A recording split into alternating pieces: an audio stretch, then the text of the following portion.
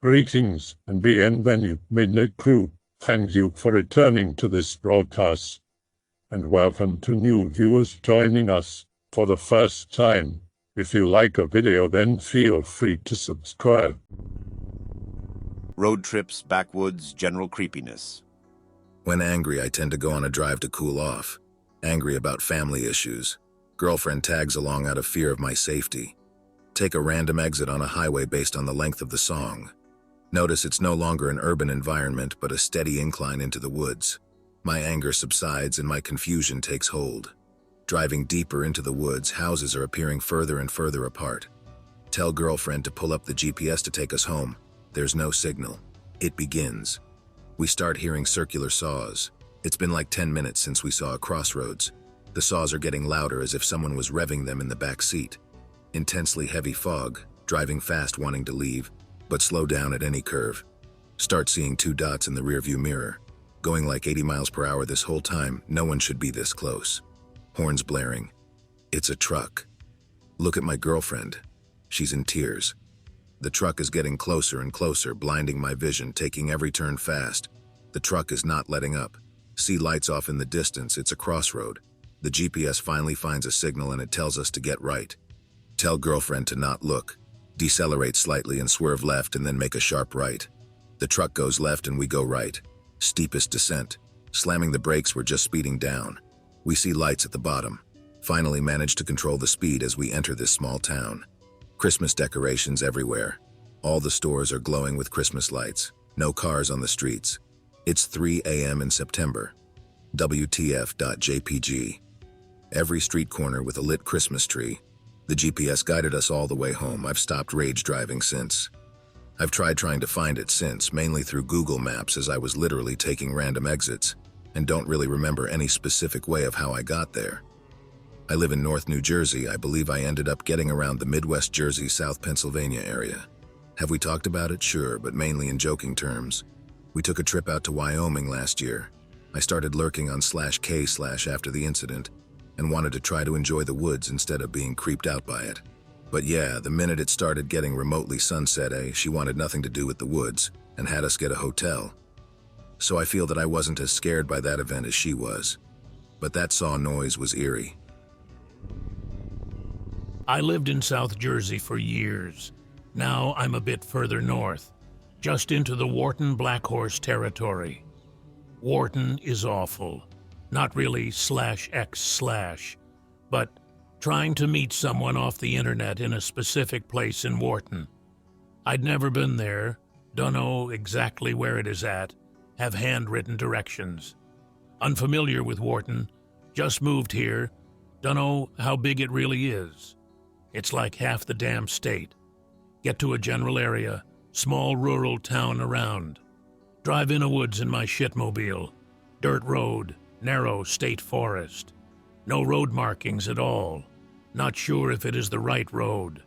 Drive 30 minutes or so. Figure something is wrong. Get out a few times. Check stuff out. None of it is what I was looking for. Trying to call the person. He isn't answering. I'm like an hour late at this point. Turn around and leave. Can't find the shit. Get home, ask a buddy who knows Wharton well. Told what I was looking for was on the other end of the forest. I would have been driving another hour since it was a dirt road.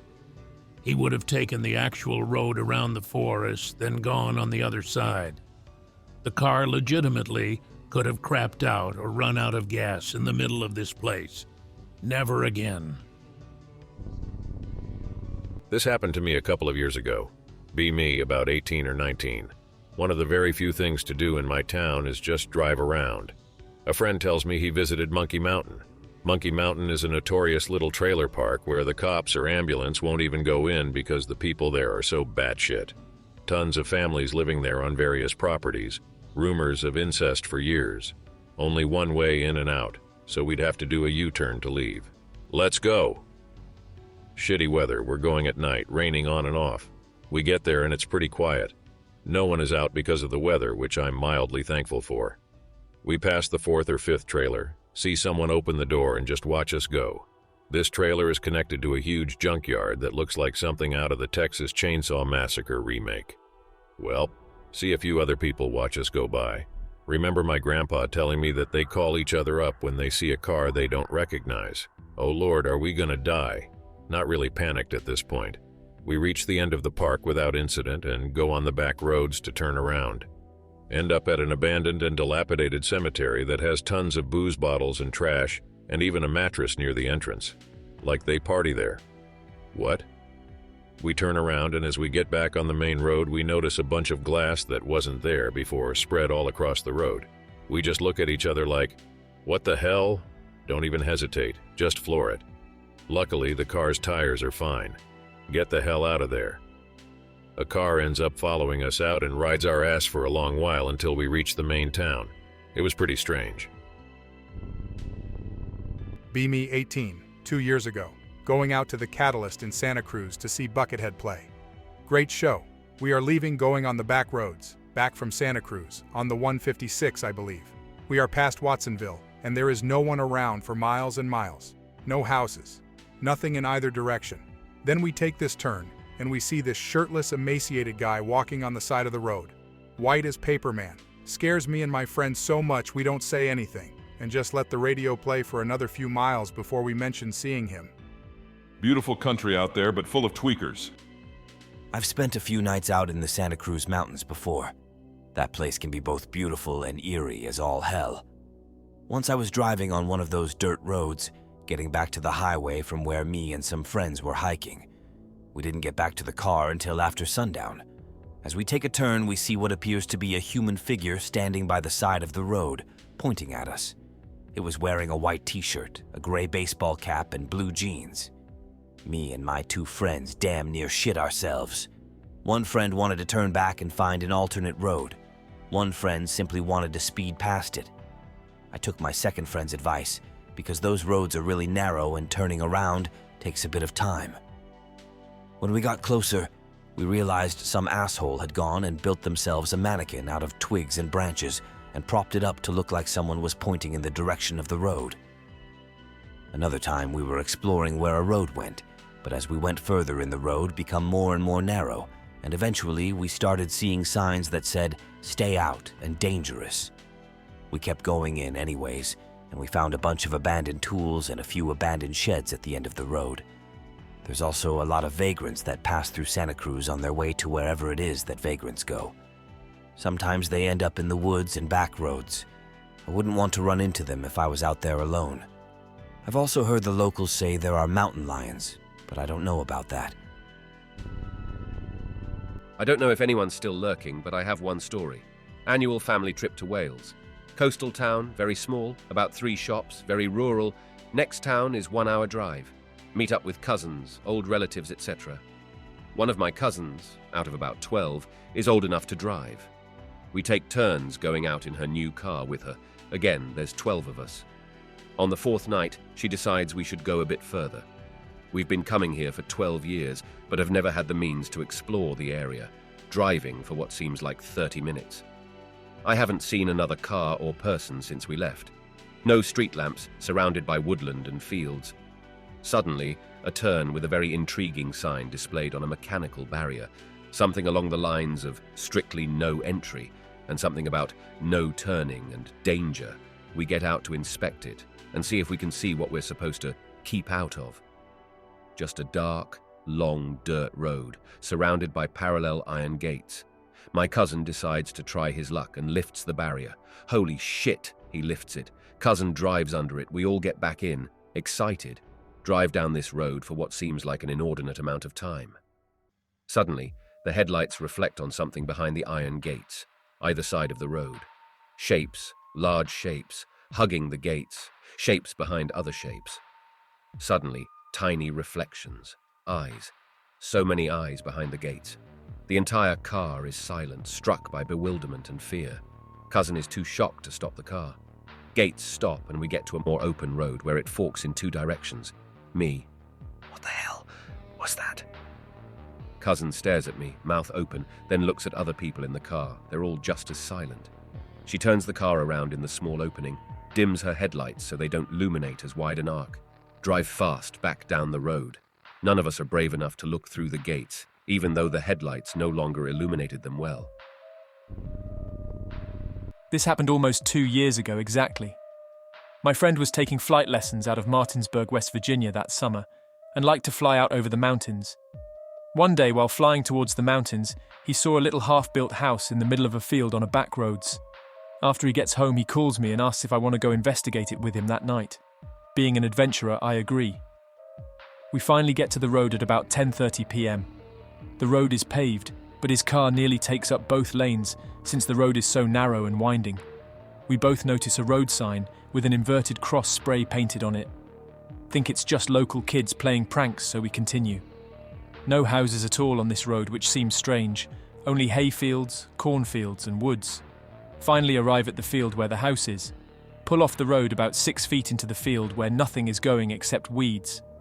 Being 90 degrees out that day, we had the AC on and windows up. My friend shuts the car off and we step out. Both of us immediately smell something dead. While getting out of the car, I nearly stepped on a chicken carcass without a head. We both think it's strange but decide to look for the half-built house. My friend says he thinks they stopped building since it was overgrown with weeds. As we walked farther into the field, we noticed more and more dead animals. The whole place smelled like death. We were getting concerned at this point, but found a party site near the back of the field, so we pressed on. There were a few lawn chairs, a beer pong table which had been knocked over, empty beer cans and beer cases, but also a few half-full beer cases and blankets and sleeping bags, which looked like they had been left behind in a hurry. We took the beer and were joking around, and had almost forgot about the carcasses when we realised that the party looked like it had been abandoned in a hell of a hurry. Why didn't anyone take the beer, sleeping bags or chairs with them? We got kinda spooked when we thought something had to scare these guys pretty good to just haul ass out of a party and leave everything behind, so we decided to leave. We both thought we heard something moving slowly in the woods behind the field. After we were on the way home, we both admitted we felt like we were being watched. The next day we were talking about it again, and we got braver and decided to go back with a baseball bat and a gun in the evening before it got dark. We got to the field again, and were shocked to see nails and broken glass all over the only place we could park, which hadn't been there the night before, and a wooden post had been set up that said, "No trespassing," and smeared with blood, with a fresh chicken laying in front of the sign. In the Upper Peninsula, camping with friends on our way up to Ontario. Want some of that tasty Lake Superior trout. No fishing pole, no license, no boat. Fuck it, I'll buy some. There are little fish shops all over. Stop into a nice-looking one, and they were sold out. Driving down the road, we take a wrong turn. End up right near the lake. I spotted a sketchy-looking fish store. Hell yeah, delicious Lake Superior trout. Pull over and enter. A girl who was with us loves dogs. There's a golden retriever in the parking lot. She plays with it while I run inside. Place seems empty, smells fishy. There are nautical-themed Jesus paintings on the walls, ring a bell. An enormous man lumbers out from the back room, at least 6 feet tall. His eyes were too big for his head. He was grotesquely obese. There was blood on his beard, and his belly stuck out from under his yellow-stained t-shirt. He gurgled when he spoke. It's hard to explain, but it sounded like his throat was full of water. I ask him for some fish, and he gets it from the back room. I pay him. There is a little shed connected to the shop where they cut up fish. The door was open, and I took a look inside. There were beer cans all over the floor, and old porn tacked to the walls. I noticed there was a dwarf inside cutting up fish. The dwarf said hi to me, and seemed like the most normal person I had seen all day. In the back of the room there's another man. Looks like the man in the shop, but skeleton and badly burned around his neck and chin. He's not working or anything. He's just sort of staring. He didn't even acknowledge me. I looked to see what he was looking at. He was staring at the girl. She was blissfully unaware, just playing with the dog. He was just staring at her. We leave. Sorry if that wasn't spooky enough. It scared me at the time. Inbreeding is fucked up. B16. Homecoming weekend. Be a tradition to toilet paper someone's house. Me and my 2 friends decide to go out and TP someone I hate. We drove to her house at 2 a.m. get out of the car, start looking around the place. Kinda eerie and quiet for a house near the busy part of town. But then again, it was 2 a.m. About to start until my friend says that this might not be the target's house. Decide to leave and go TP someone else's house. Start to drive off, me sitting in the back, 2 friends in front. We're coasting around, I'm looking out the windows to make sure no cops are around. Headlights are following us for quite a while. Tell friends that this car has been following us for the past 8 blocks. Friend goes down foreign roads that no one goes down to be sure that this car isn't just coincidentally following us. The car keeps on following us. We start to speed up, taking fast turns. The car is still on our ass. At this point, my friends and I are spooked. We've managed to drive on about every road in town and they're still following us. We start honking for something in return. The car doesn't honk back. We drive down neighborhoods blasting our horn to maybe scare off the person driving the car. No use. We finally lost them after sharp turns and speeding through a neighborhood only me and my friend would drive through. Get to the end of the neighborhood to get back onto the main road. Coming out of the main road, the car turns into us and hits the front of our car. Car has its brights on. A friend starts frantically screaming. She can't see shit because of the brights. She puts the shit into reverse. We hit a mailbox. She puts it back into drive and starts speeding off past the car. Car does U-turn in the road and starts following us once again. We're going 85 in a 40 miles per hour zone, passing 2 police SUVs, honking like hell for help. We're so desperate. The police don't even give a shit. They didn't even follow us. The car starts edging closer to the back of our car. It's tailgating us with its brights on. We can't see shit back there. I'm trying to get a glance at who's driving the car. No luck. Car is tapping the back of our car. I navigate my friend to drive to the only place in town that would be open this late, McDonald's. We show up to McDonald's speeding in front of the car, so we were ahead by probably half a mile. We dash inside and start crying while watching outside for the car. Nothing for a good 10 minutes. At this point, the workers think we're crazy. They give us free sodas without question. We finally start to relax, thinking it's finally over. Lol, nope. Right as soon as we finish our sodas, the car comes into the parking lot. All of our fears have returned. The car is parked at the back of the lot. Eventually, the car's headlights shut off like the driver was waiting for us to not see them. We wait hours for them to leave. Many soda refills later. The car finally turns on its headlights and creeps towards the exit. We still wait an extra hour, making sure they're gone for good. After an hour, we got inside our car with our hearts pounding and started heading to my house to sleep. As soon as we got out of the parking lot, the car was there again. We are screaming our heads off at this point. We speed through another neighborhood that only we would know shortcuts for. We get towards the end, and once again, the car turns off the main road and hits the front of our car. My friend puts the car in reverse. We back up the whole neighborhood about half a mile long. Back into the driveway. Friend wants to just bang on the door and ask for help. Hell no, I'm not getting out of this car. Convince friend that we need to stay in the car and just go to the police station. We blast out of the driveway, making our way to the police station. The car chases us the whole way down to the station. After vigorous turns and speeds, we drove there realizing they're closed inside at 4 a.m. What the hell? Decide to hightail it back to McDonald's. We arrive back once again, shaken, scared, and once again crying. The car sitting out there watching us again. Luckily, my friend and I have police officers for dads. I decide I'll call my dad even though he'll be pissed at me for sneaking out. Call up dad bawling on the phone. He shows up to McDonald's sporting 2 pistols. I don't know shit about guns.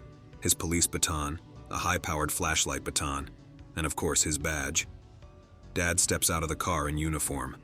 The car suddenly makes a dash for it, speeding out of the parking lot as fast as light. Dad buys us all cheeseburgers and drinks while we all cry telling him what the car looked like and what happened. Weeks later, I had my dad search the car license plate. Yes, I got the license plate when they hit our car the first time. Turns out it was a 64-year-old man who had charges for child assault, drugs, meth, and assault. I haven't driven past 10 p.m. since. Be me, 21.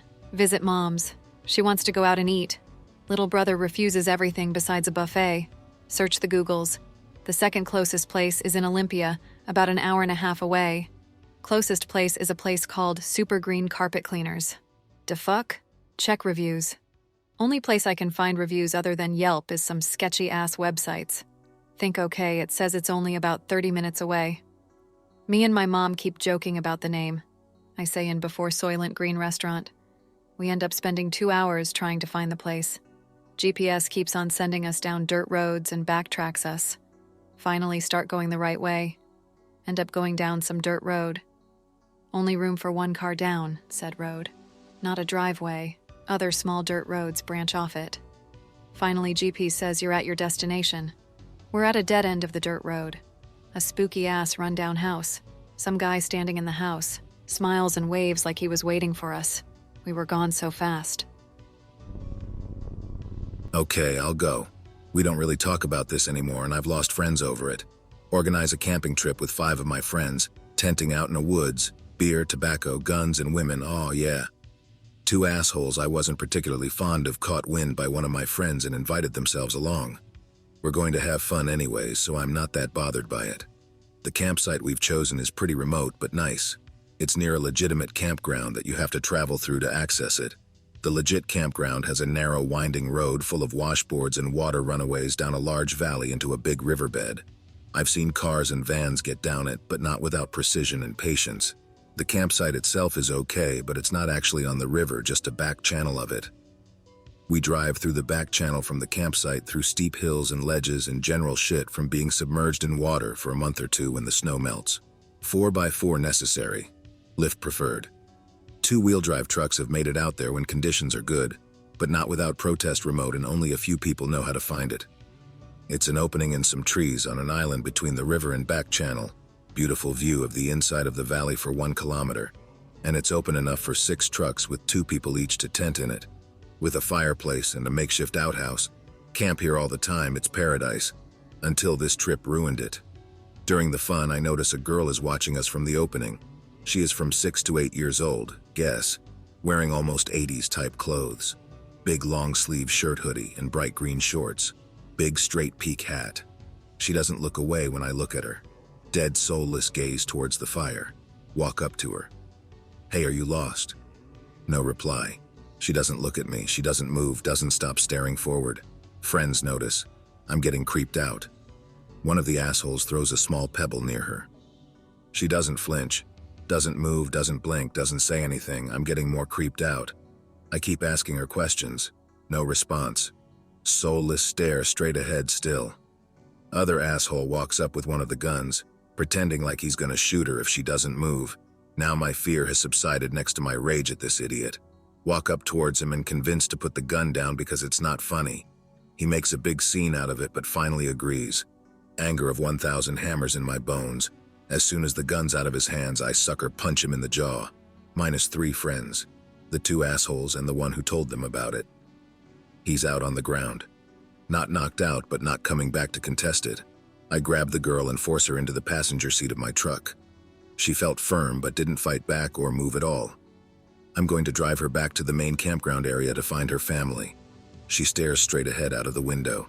I haven't seen her move yet. Upon returning to the campground, there's no one camping at all. No signs of life or past visits. Now I'm worried. I'm gonna have to take this girl to the nearest police station or something. As we leave, we approach a park at the end of the campground. She moves her head. She locked eyes with one of the slides. It's one with a circular staircase underneath enclosed by metal.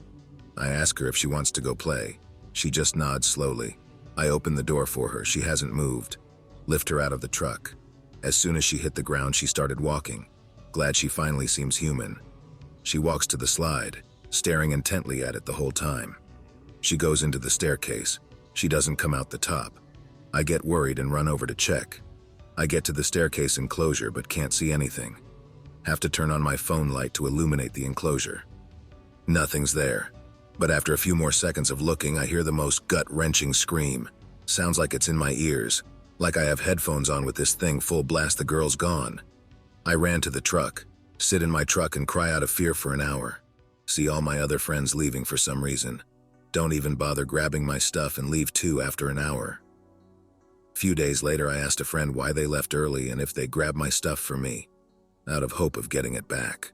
They were dodgy about it, but they said it was a good thing I didn't return to the campsite that night. One of my friends also told me they heard a girl died at that park once, but I've never found proof. Think it's just that friend trying to rationalize it.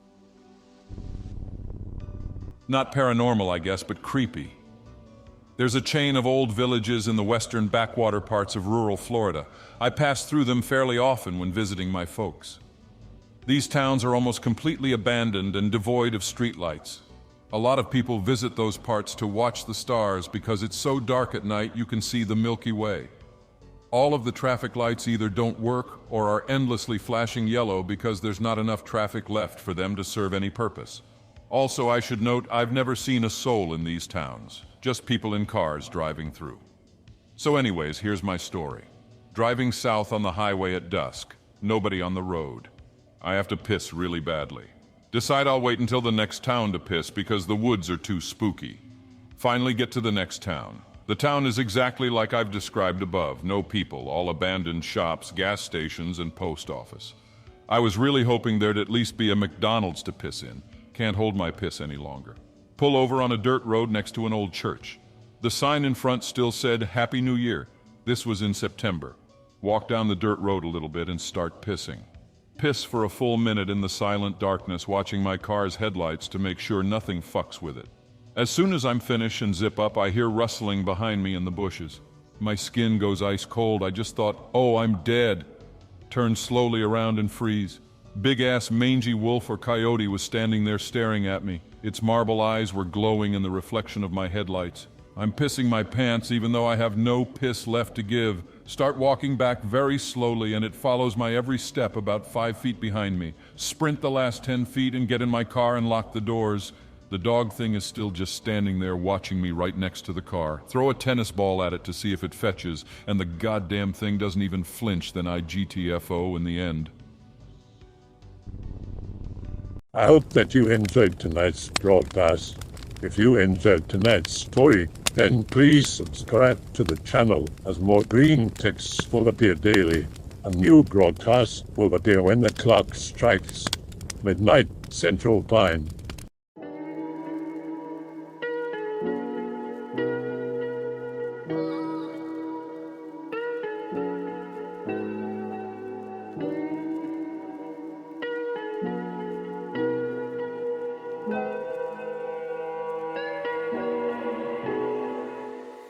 Remember to check the Odyssey and Rumble pages for separate archives of previous broadcasts.